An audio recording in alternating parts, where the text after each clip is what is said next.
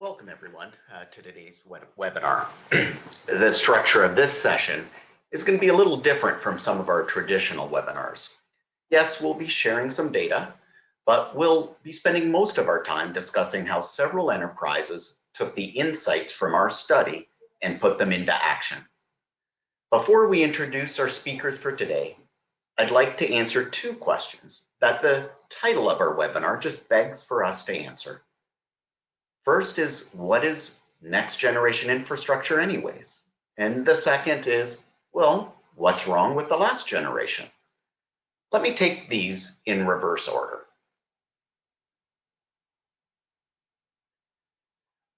So what is legacy infrastructure?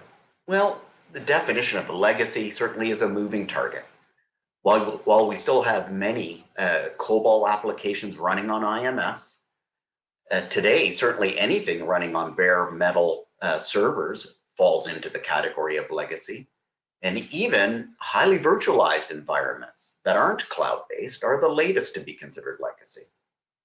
With this definition, we can safely say, save perhaps a few digital-first companies, all of us have legacy infrastructure on our floors. But at the same time, we tend to describe legacy infrastructure using words like expensive, slow, siloed, and inflexible. And so while legacy isn't going away, something else is needed if companies are going to compete in today's world of rapidly changing business models, competitive innovation, and customer expectations. So that brings us to the question, well, what is next generation infrastructure? We found that next generation infrastructure is a broad term. It's used to capture a range of concepts, including cloud-based delivery models, hybrid and multi-cloud scenarios, containers for application packaging, cloud orchestration, software-defined infrastructure as code, and predictive analytics for IT operations. But really, what is next generation infrastructure? Well, it's agile, it's highly responsive, it offers variable capacity, configurations can be done on demand, it's cost effective, you have the ability to start small, scale cost with demand, and remove cost quickly as needs change. It enables digital, it supports the demands of Internet of Things, analytics, big data, automation, everything from RPA to AI.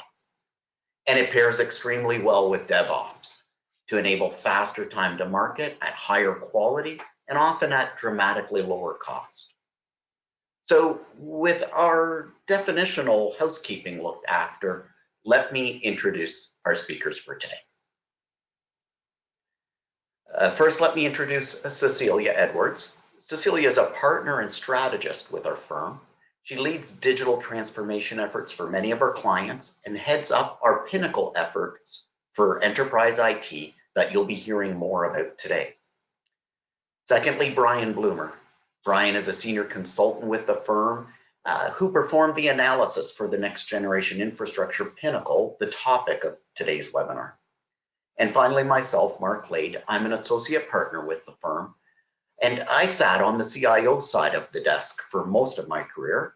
I've led a number of digital transformations for our clients, and I've worked with Cecilia and Brian on the next generation Pinnacle study that we'll be discussing today. So let me hand it over now to Cecilia, who will give us an overview of what a Pinnacle model is all about.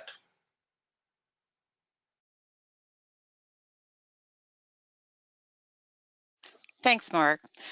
So many of you may be familiar with Everest Group's research that we call our peak matrices, in which we show the relative strengths of IPO and BPO service providers. Well, we now have a new offering that does something similar for enterprises, and we call that our Pinnacle assessment. The factual basis for these assessments is rooted in the Pinnacle model studies that we perform. So these studies are peer learning opportunities where we focus on helping drive short-term actions that lead to business outcomes. And when we talk about outcomes, we look at this in three dimensions. In this world of digital transformation, in this digital era, the IT organization is being asked to do more than just look at cost, but cost is very important. So we do look at the type of cost impact that they're able to have. But you expand that to include operational impact, things like productivity, things like time efficiency, uptime, all of those types of things from an operational impact. And finally, one of the things that we're seeing is that IT organizations are being asked to look at things that have strategic impact, things that drive top line revenue and competitive positioning in the marketplace. On the x-axis, we look at the capabilities in the context of digital transformation. And for us, that means several things. It means things like processes. And by process, we look at the strategy that an organization uses. We look at how you budget. We look at the governance structure. We look at sales and delivery. Increasingly, the IT organization isn't just boxed in as a utility. In this digital transformation era, there's this whole combination of operational technology where IT organizations are asked to think about supporting the delivery and increasingly supporting the sales effort. Delivery is important, obviously. So we look at the IT delivery model. We want to understand how the organization is structured, what models and approaches you're using, how you are using third-party service providers is important. And although we believe that technology isn't the only thing that's important from a digital transformation, it is a critical component. So we want to understand the types of technology that you're using. At the fourth dimension we look at is innovation. It's clear that in order to innovate and consume innovation in a way that drives business outcomes is going to be important in this digital era. We look at culture. There are many cultural things that are the traditional way that business gets done isn't necessarily supportive of the new goals and objectives that IT has in a digital era. And so we look at those types of cultural capabilities. And the one that we're hearing quite frequently is about talent, the talent model that's necessary and the skill set that's necessary to compete in the current day's time is different than what we've had historically when you're just looking at legacy infrastructure. And so those 6 areas of capability are the types of things that we look at. So we surveyed over 100 large enterprises, the senior IT executives from them across 10 different industries. Our surveys are done on an annual basis, and they are because things are continually evolving. The Pinnacle table that you're looking at here will show the capabilities that are important today. A year from now, those capabilities may be different because we know that companies are continuing to evolve every year, and needs and expectations are changing on a rapid basis. So, of these people that we surveyed, those who scored high on both outcomes and on capabilities are considered the Pinnacle enterprises. In the context of this next generation infrastructure study, 17 of those enterprises were designated as pinnacles. And so what we did with this is we look at those 17 and say, what are the practices and capabilities that are common across them, and how can we learn from them? On today's webinar, we'll provide a high-level overview of some of the findings from that study, and we'll share stories of how CIOs are using the insights from that study to address challenges in their organization. But before I give you an overview of our findings, I'd like to hear from you. So the question we have is, around what success metrics is your infrastructure designed?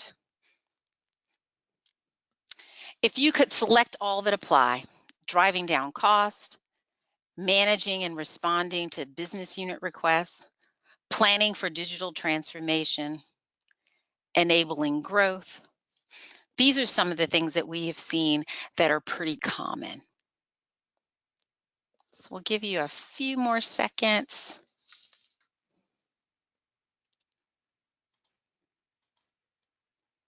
Okay, so let's look at our results. So interestingly, 88% mentioned driving down costs. That's what you'd expect. That is a role that IT is historically seen as playing, so it's very important. Managing and responding to business unit requests. Again, we see it's quite interesting. This is a little bit lower than I would have expected overall. The link to business unit requests is important, but one of the things that we see is that the business units are now shifting. We see the tide shifting where they are putting more requests in to IT about things that they need to support the business in a way that is different than what we've seen historically, where IT would decide what the infrastructure approach was going to be and dictate that to the business. Planning for digital transformation, that's interesting. 75% of you said that you're involved in planning for that transformation. We do see that shift. A few years ago, we saw CIOs not being responsible for digital transformation. It was someone else's job. It was the chief marketing officer or the CEO. And increasingly, we're seeing CIOs have a larger role and responsibility in doing the planning. And then enabling revenue growth. That's one that you commonly don't think about from an IT infrastructure perspective, but increasingly you would expect to see that as in a digital transformation era, because those requests and the strategies are really around changing the customer experience and driving business outcomes. So thanks for that input. And so now I'd like to introduce Brian, who's going to take us through some of the study's findings. Thanks, Cecilia. In this study, we found that Pinnacle Enterprises were able to achieve superior outcomes across 3 dimensions: strategic, operational, and cost. As part of our analysis, we focused on the commonalities between top-performing organizations in these dimensions. So here's a high-level summary of what we found. For strategic outcomes, we found that every single Pinnacle enterprise achieved significant progress developing and scaling differentiated products and services. On the strategic front, Pinnacles were also able to reduce their time to market and, in many cases, simplify mergers and acquisitions as well. For operational outcomes, 88% of Pinnacle enterprises were able to deliver against their application rationalization and modernization targets. In addition to that, Pinnacles were also able to improve IT employee productivity, improve system response time and availability, and also support their business continuity and disaster recovery efforts. Lastly, for cost outcomes, 88% of Pinnacle enterprises were able to generate significant cost savings. Now, interestingly, we found that the sources of these cost savings were generated largely from 3 areas. Those are eliminating data centers, delivering on application rationalization goals, and from reducing hardware and software currency-related costs. So now let's talk about capabilities. The capabilities measured in the study are distilled into 6 categories, as Cecilia mentioned, with Pinnacles being able to leverage these capabilities to facilitate speed, flexibility, and innovation. So let's dive a little deeper. Starting with processes, we found that 40% of Pinnacles plan to have implementation distributed to business units in 3 years, and that's opposed to just 25% today. We also found that Pinnacles tend to have a cloud-first policy for new systems, and we're actually able to enhance their security through their use of next-generation infrastructure. Next, for IT delivery model, we found high levels of adoption around the use of DevOps, with its use growing from 53% today to 100% over the next 3 years. We also found that Pinnacles tend to work in cross-functional teams, have a cloud center of excellence, and also use third parties for cloud services.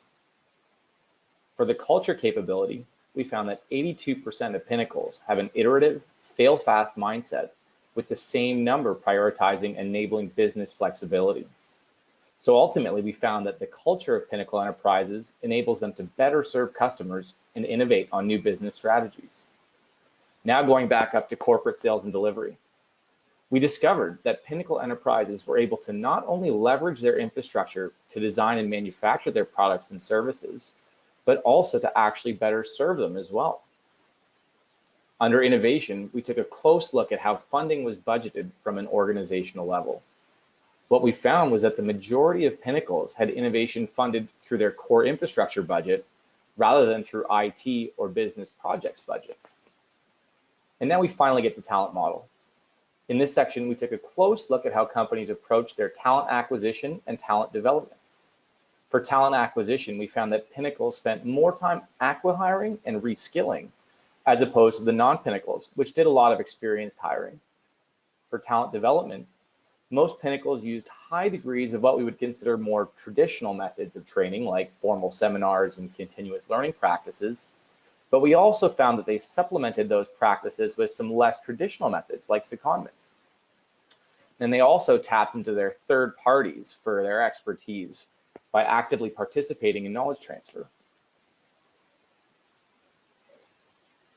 So keeping those outcomes and capabilities in mind, we were able to distill our analysis of Pinnacle practices into 3 common themes of differentiation: business objectives focus versus cost, multi-cloud usage versus single provider, and IT modernization versus technical debt. Regarding business objectives, we know that traditionally businesses focus on cost reduction when dictating their infrastructure strategy.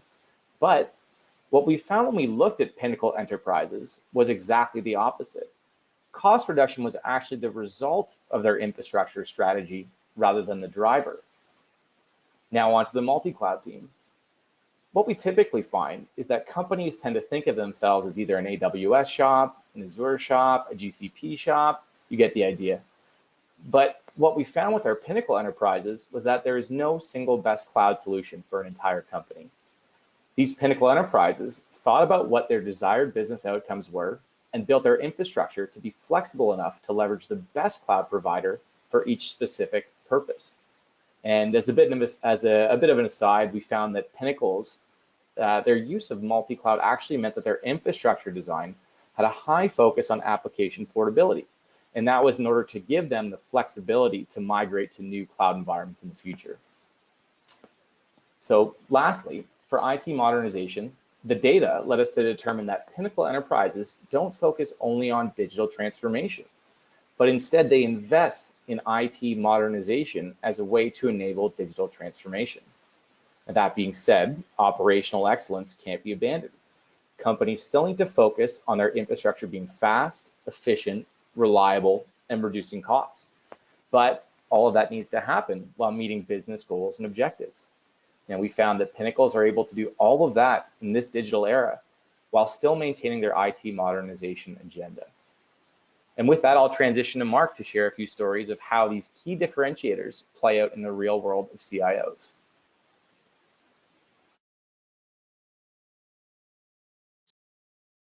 All right. So as we all know, many enterprises today are growing through acquisition. But that said, their experience can vary widely depending on the infrastructure foundation of the organization. And I'd like to take a look at 2 different enterprises, both dealing with the challenge of M&As. This first scenario, which you see now, is an all too common one. The company operates on brick and mortar. It's a retail type business. They run a set of bespoke applications that are running on legacy mainframes. The nature of their business and the products they have led to only moderate amounts of change in their core business over the years. And so you get the picture. Then along came a strategic decision to acquire a digital heritage company. So of course, the business strategy is to integrate that digital heritage company with the legacy business and drive more value as a combined entity than either business could achieve individually.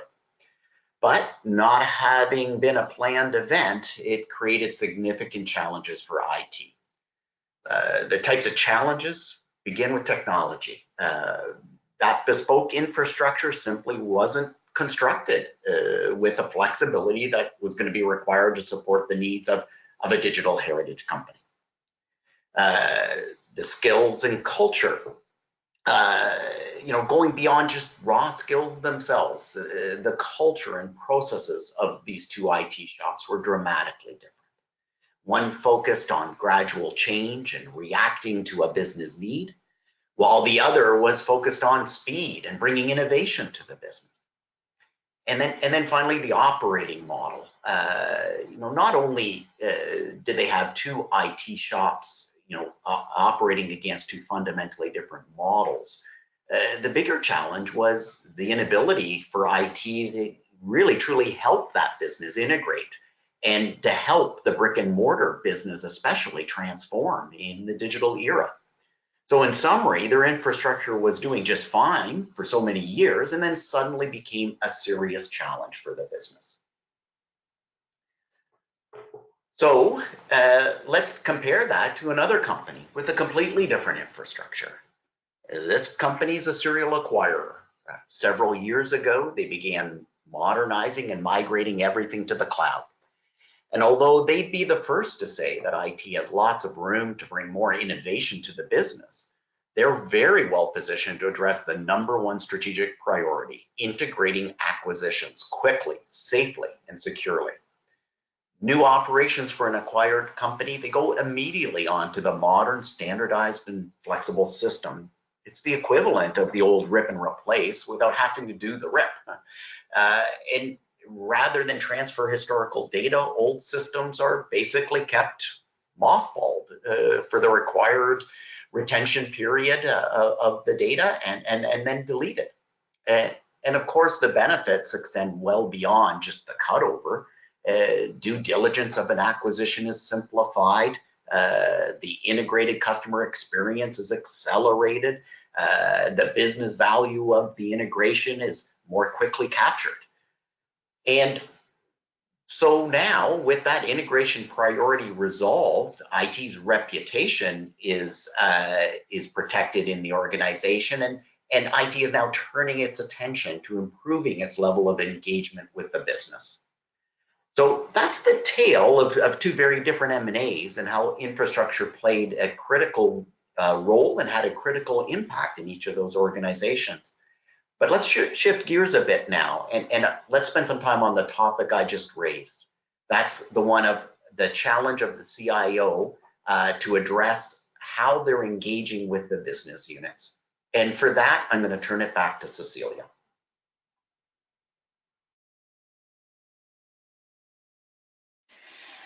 So this topic of how you engage is critical. One of the things that we're seeing is that many of the corporate CEOs are challenged with driving digital transformation in their organizations because of much of the decision making lies in the hands of the business unit leadership. So what do you do when you have a remit and you're interested in driving transformation, but you don't necessarily have the authority? And so one of the things that we often talk about, I think people say, gee, should we mandate to the business that they use central IT or not? Well, if you give businesses the P&L responsibility, then you have to give them the authority to make the decisions. And so what many corporations do is allow those business units to decide whether or not they're going to use central IT. So a CIO's task then, if you're in the middle, is to think about what can you do to become the service provider of choice. And so we've worked with a number of enterprises who actually are facing that issue. And so the kinds of solutions they're coming up with are really specific around what you do when you find yourself in that situation. First, getting a remit is not the preferred thing to do. Business units will rebel. They will then say, if I'm accountable, then you have to give me the authority to make my own decisions. So the CIO can decide to adopt a win the business posture. And this idea around winning the business isn't necessarily one of trying to compete with the business unit, but if you have to think about, I'm not really entitled to have the business units use me. What I'd like to do is be compelling enough for the business unit to use me. If you think about it in that mentality, then there are a number of things that you start doing to help shift and adjust both your operating model and your infrastructure strategy. And so the first thing you do is think about what the compelling value proposition is for why the business unit would be better off using you as their provider of choice. Sometimes, if you have a larger number of business units, that could be scale. If everybody is buying centrally as opposed to buying separately, you may have greater efficiencies in scale in purchasing power with the things that you're doing. The second thing is synergies between the business.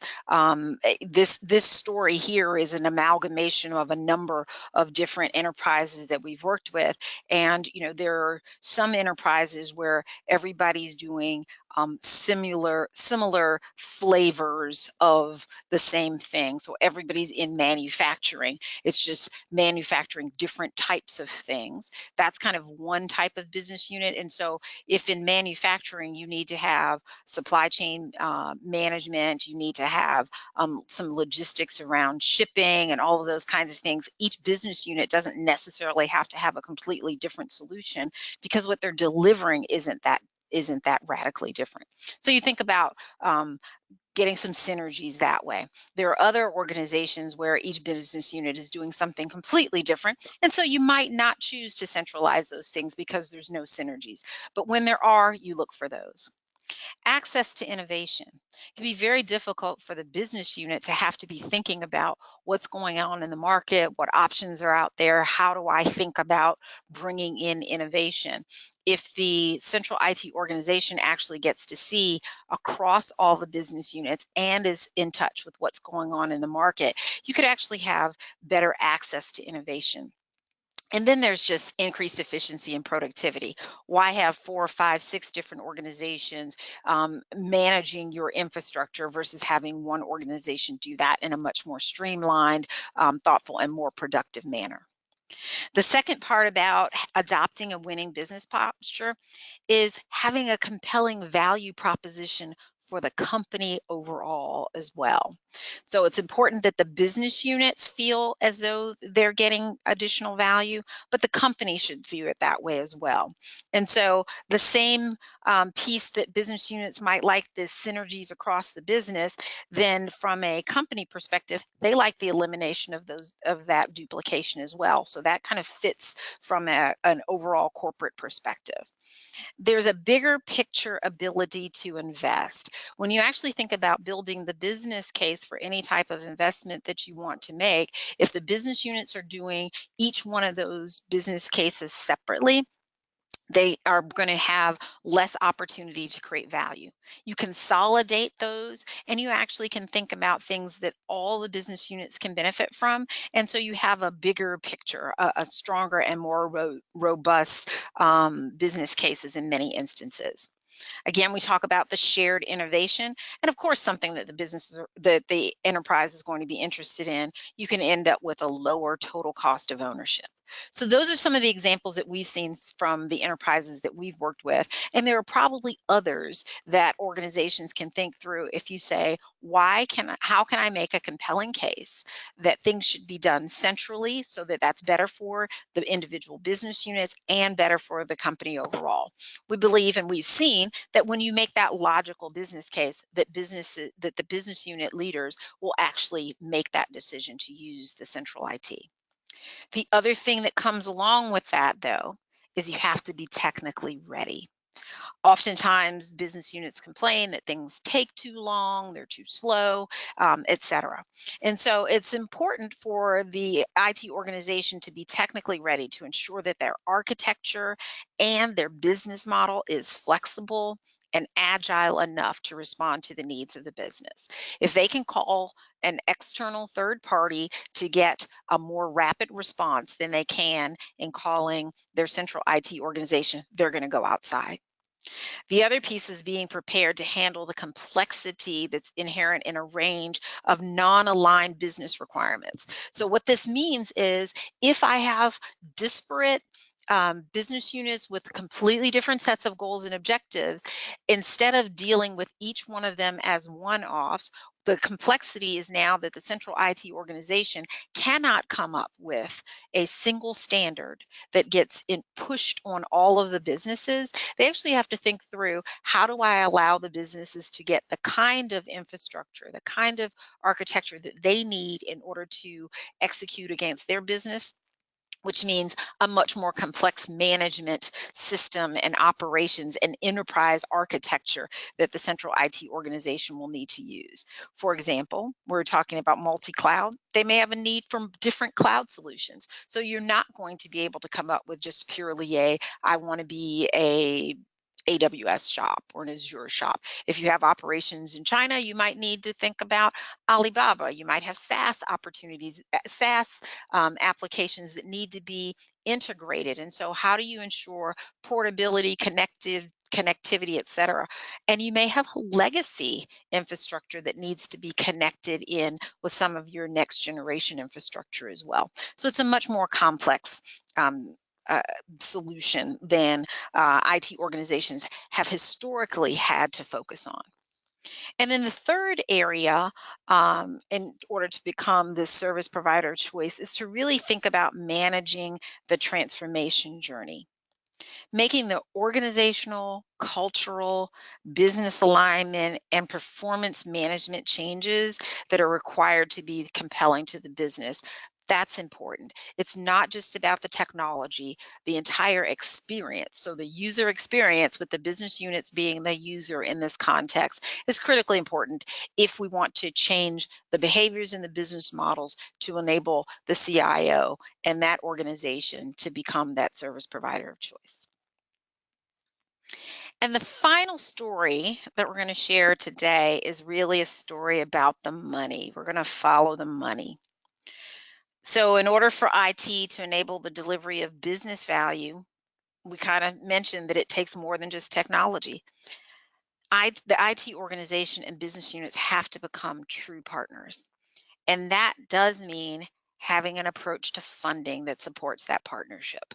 So if you've decided that you're going to become the service provider of choice, now the question is, how do you actually think about funding that in a way that ensures and aligns with the types of outcomes that you're trying to achieve? And so regardless of how budgets are created, we often hear people say, oh, no, I have a central budget, or this is part of my SG&A. Regardless of how you actually think about it, eventually it has to get allocated out to the business unit. It has to get allocated out to the P&L. So the budget, so how you budget is critical. Some specific objectives from a funding allocation approach that some of the organizations that we've worked with have taken include enabling the business units to understand and control their true profitability, right? How do I know how much it really is costing me in order to deliver? This is something that wasn't as important when IT was just being the utility, but now that they're actually enabling the delivery of the services and products that the enterprises deliver, it's important to understand true profitability. So providing some predictability in IT cost without sacrificing flexibility or responsiveness. So everybody wants to have a sense of, what's my budget going to cost me, but they also want to have the ability to make changes throughout the year.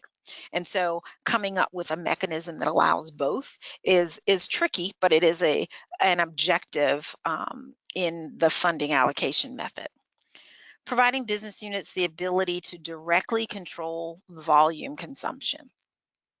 And this really ties to another point around engaging the business units in a shared relationship to drive continuous cost improvement. If you want to drive down cost, and the people that are responsible for creating the demand have a complete separation from their understanding and visibility of the cost, they have no incentive to actually change their demand behaviors. When you provide that transparency and you link the two together, businesses begin to have an understanding of, gee, there's an implication for the actions that I'm taking. There's a cost implication. And if I have some visibility, then I can drive down cost. But that also means that I have to have an infrastructure architecture and an operating model that says, if I bring down my consumption, my costs will change. So there's some variability that's necessary in the underlying cost structure in order to enable that. And then finally, we often see businesses that are looking at, can I ensure adequate funding for support for things that the business units probably aren't thinking of in a top of mind perspective? Support for evergreening, for upgrades, things that are required for stability, responsiveness, compliance, et cetera. These are the kinds of things that the business units say, well, just make it happen. That's your choice. But I don't necessarily want to have to build a business case to enable that. And so how do you create a funding mechanism that allows that pot of money to be available for the IT organization to make those decisions? So those are all the complex range of goals and objectives that organizations are using from a funding allocation perspective. And so businesses have choices to make in how they're going to meet those objectives. Some of them are technical and some of them are cultural. Here are a few examples. The question needs to be answered, do you use allocations or actual cost for your cost distribution method? So allocation provides you some stability, but it can really obscure the real cost. Do you use a hybrid method and allocate indirect cost only? So charging the business units their direct costs aligns with the incentive for demand management and investment in efficiencies, but it doesn't represent the fully loaded cost, as indirect costs may be buried somewhere in the SG&A allocations. Do you include a markup to allow for investments? This also obscures the actual costs and could cause some dissatisfaction in the business that they feel like they could get the same services elsewhere at lower cost. Well, they actually might be able to get those same services, but they can't get those same services plus the other stability, efficiency, evergreening, upgrading types of services as well. And so how do you balance those two things? Because it does ensure that there's adequate funding for those types of investments. And alternatively, if it works in your corporate environment, do you have a separate allocation pool that's available for investments? There really is no right answer that works for everybody. We've seen organizations that we've worked with really come up with different solutions, but it's important to understand that these are the types of challenges that you need to wrestle with, and they need to figure out what are the business objectives they have, and then align their incentives in a way that is supportive of them. So now that you've heard how a number of enterprises are taking the insights from our next generation infrastructure Pinnacle model study and building action plans around them, we'd like to hear from you again. So what are your pressing business challenges related to infrastructure? And again, if you can select all that apply, could be dealing with an IT/OT convergence, developing a workable legacy modernization strategy, building and defending a business case, crafting and executing a next-gen infrastructure strategy, acquiring and developing the right talent. All of these are the types of challenges that we've seen. And so we'll leave the polls open for a couple more seconds. Okay, so interesting results. So the crafting and executing a next generation infrastructure strategy, this is quite interesting because this is one that we hear. It's very consistent with the conversations that we've having, that all of you are dealing with that. As Mark started off this webinar saying, legacy infrastructure is not going away, but it's not going to be sufficient to meet the business needs and demands in the future.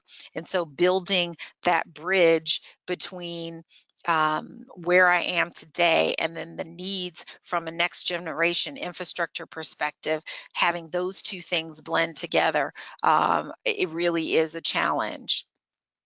So before we move into the Q&A perspective, and in particular in light of the fact that many of you are wrestling with this kind of next-gen infra strategy, I want to talk to you a little bit about what this Pinnacle assessment process has the potential to do for you.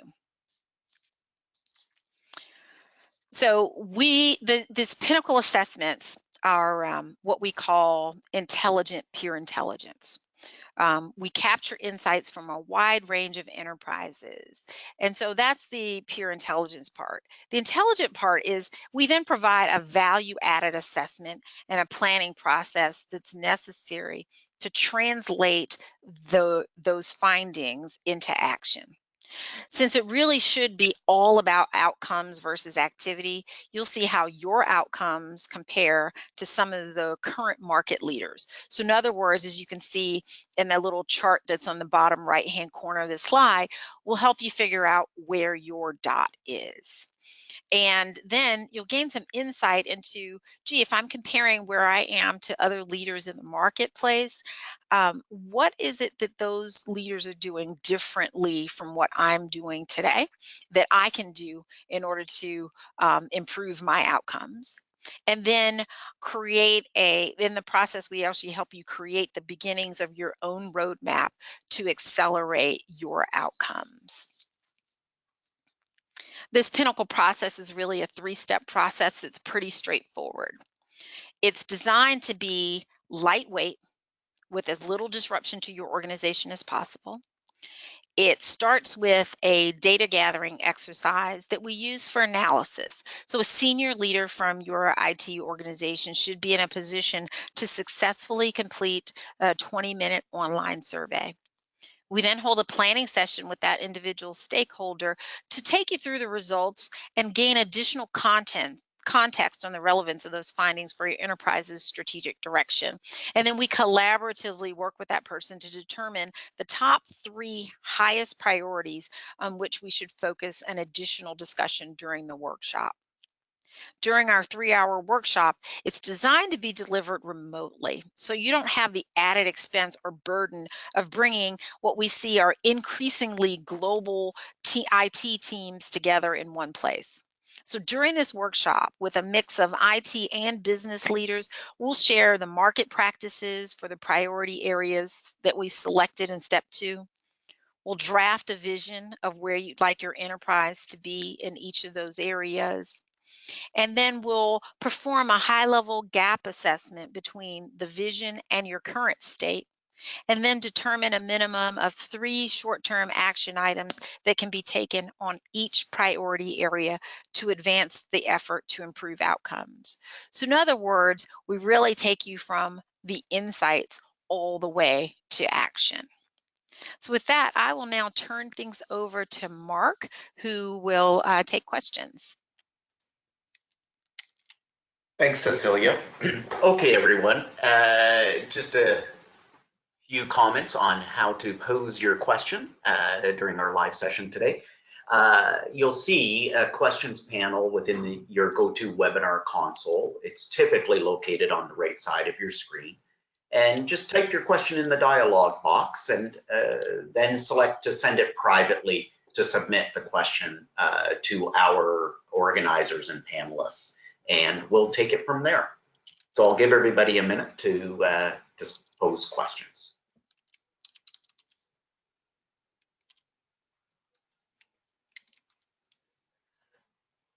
Okay, let me begin with one question that's come in. So you mentioned that Pinnacle Enterprises have a focus on business objectives versus cost. Does that mean they have solved how to remove the pressure to drive down costs? And I'll personally answer that one, and we'll let some more questions come in.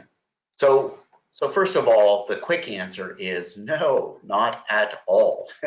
Cost will always be a driver. And I think that the success metrics poll that we did earlier confirmed that all of you agreed. I think 88% of you said that one of your key success metrics for your infrastructure is to drive down costs. So yeah, absolutely. And that pressure, I believe, is actually increasing as digital becomes such a critical component of every business in every industry. But what we did find in our study, and this was very interesting to all of us, that in general, the enterprises that achieved their most cost savings and were most likely to have achieved their personal cost savings objectives, they actually did it not by focusing on saving money. They focused on modernization first and foremost. And as a result of focusing on modernization, along came the cost savings as a result of that focus. So it was just an interesting observation. When we did our regression analysis, we found it wasn't focusing on cost savings that drove down cost. It was focusing on modernization that drove down cost. All right. Next question.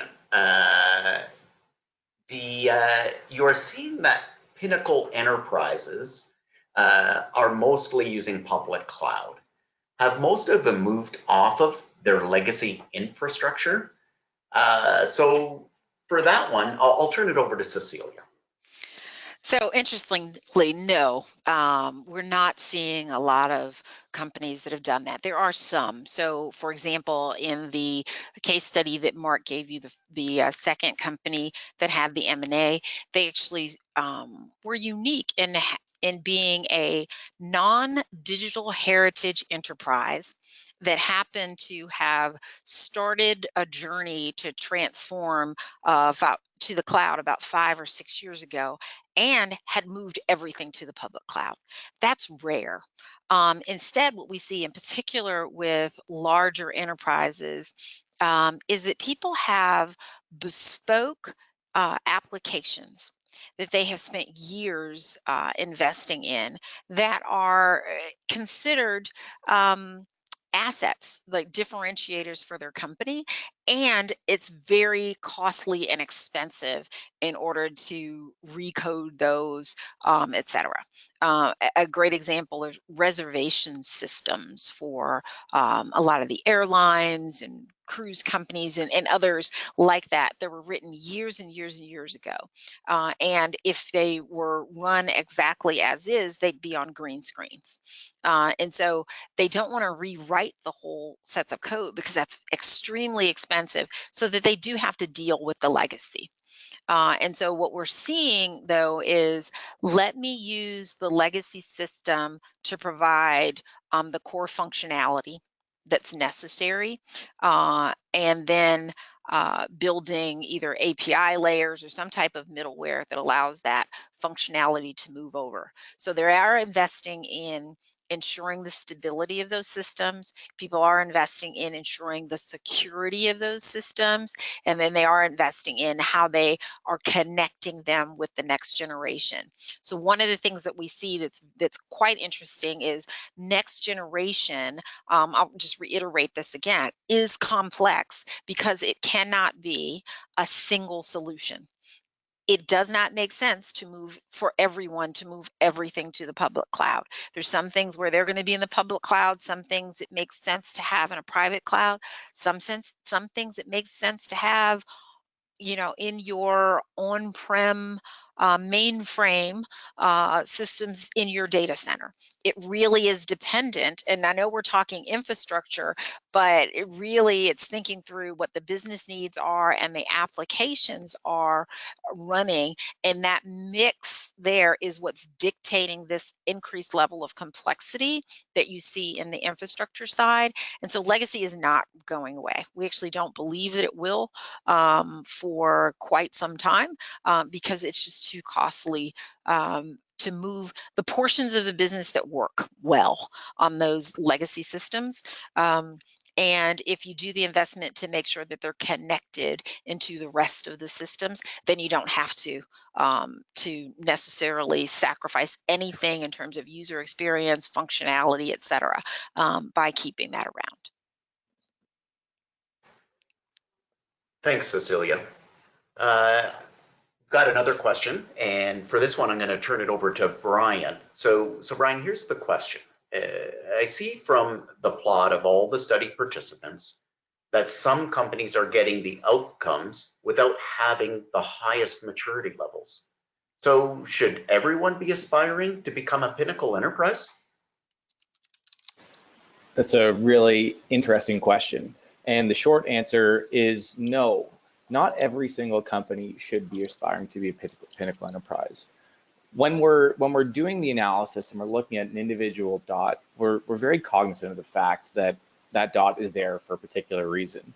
The purpose of having these Pinnacle enterprises identified was to figure out which organizations were getting the highest outcomes with the best capabilities and why. But what's really important is to figure out where your company fits on that graph and where it should move to. And we know it's a complicated process and there's no straightforward answer, but it doesn't make sense for someone to be in one of the lower quartiles and try and get them into Pinnacle in one go. So it's a segmented process, and trying to move your dot on that graph needs to be a calculated move. And there's a lot of factors to consider when doing that, which is why anytime we're trying to assess a given company, we go through the in-depth process of truly trying to understand where you are, why you're there, and what your goals are, and how we can use next generation infrastructure to advance your outcomes through advanced capabilities.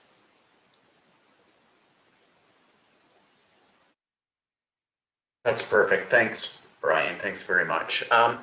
So let me turn it back to Cecilia now. We don't have any further questions at this time, and I'll turn it to Cecilia to close out our session. So I'd like to thank you for attending today's webinar. And just a couple of housekeeping logistics. All attendees will receive an email by the end of day Friday with directions on how to access the slides, the on-demand recording of this section, and the companion handout. And just as an extra kind of special offer for those of you who attended the session live today, if you're interested in doing a Pinnacle assessment, we're offering you $5,000 off of the normal price of the assessment. It's typically $25,000 to go through that process. We're offering $5,000 off if you make a request by Friday, November 16th. And you can make that request by emailing me or Mark or Brian, and one of us will be happy to assist you. We thank you for attending the webinar. We hope to hear from you with any additional questions that you may not have had an opportunity to ask today, and wish you a wonderful day.